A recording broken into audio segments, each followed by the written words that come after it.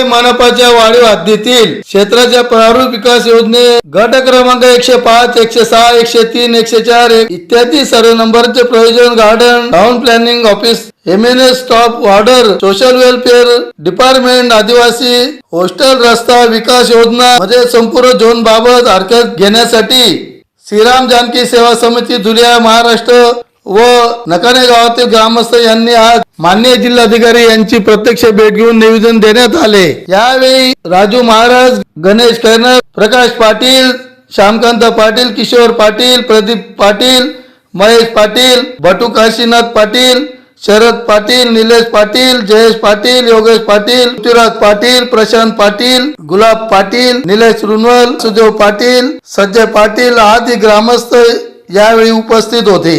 मनपा आयुक्त आणि प्रशासकांचा धिक्कार असो, धिक्कार असो, धिक्कार असो। मनपा प्रशासकांचा धिक्कार असो, धिक्कार असो, धिक्कार असो।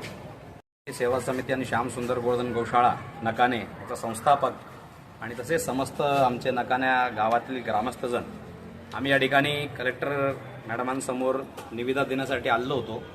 कारण धुळे मनपा वाढीव हद्दीतील क्षेत्राचा प्रारूप विकास योजनेच्या अंतर्गत त्यांनी मागे 26/2 प्रमाणे निविदा दिलेली होती आणि त्या निविदामध्ये आम्ही मागच्या वेळेस सुद्धा त्याचा आक्षेप घेतला होता, हरकत घेतली होती।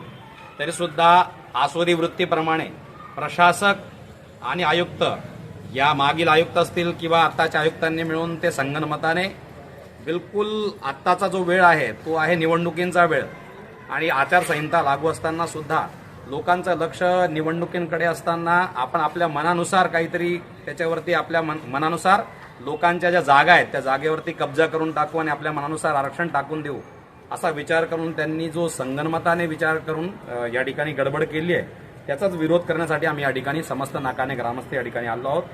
आमच्या नकान्या ग्रामावरती सगळ्यात जास्त अन्याय जो आहे आरक्षणाच्या वेळेस झालेला आहे। कारण की जेवढे आरक्षण लागू आहेत आतापर्यंत धुळ्याच्या विकास प्रारूपामध्ये सगळ्यात जास्त आरक्षण नकान्या गावातच आहे आणि नकाने गाव हे असं एकच गाव असं जास्तीत जास्त आहे की ज्याच्यामध्ये पूर्ण गाव हे लगभग सिटी सर्वेच्या बाहेर आहे। एक तर पहिले अन्याय असा आहे की सिटी सर्वे लागू नाही आहे।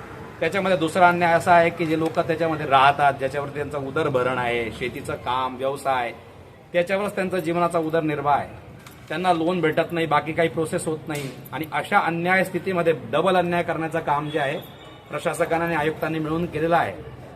तर त्याकरता आम्ही त्याचा विरोध दर्शवण्यासाठी पुरा 28/4 प्रमाणे आता त्यांनी तारीख 11 तारखेला 11/12/2025 निविदा परत दिलेली आहे आणि त्यानंतर 15 तारखेची मुदत दिली जेणेकरून लोक निवडणुकीच्या आतमध्ये राहतील आणि आपलं काम जो आहे सर्रासपणे सहजपणे निघून जाईल।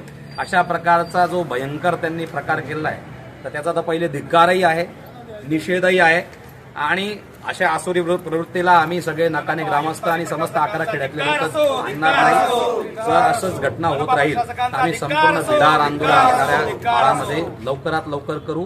ते कलेक्टर ऑफिस पासून तर महानगरपालिकापर्यंत चक्का जाम करून इथेच आम्ही गायींचं, म्हशी, गायी, सगळ्या जे बैलगाड्या आहेत सगळं बिडार इथेच आणून आम्ही या ठिकाणी आमरण अनशन या ठिकाणी करणार आहोत।